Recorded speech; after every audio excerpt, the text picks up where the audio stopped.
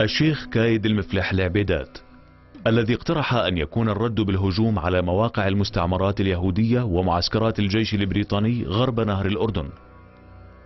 وتحدث الشيخ العبيدات في المؤتمر: المأساة قادمة ولا فائدة من سياسة الاستجداء. إخواننا في دمشق يعانون من الفرنسيين، والشعب هناك سيضحي من أجل الاستقلال، وعلينا نحن هنا مهمات لا تقل عنهم. نحن نتصدى للإنجليز واليهود وهم يتصدون للفرنسيين. عندها سيعلم الحلفاء الأجانب أننا أبناء أمة واحدة، ولن نسمح بمصادرة حريتنا.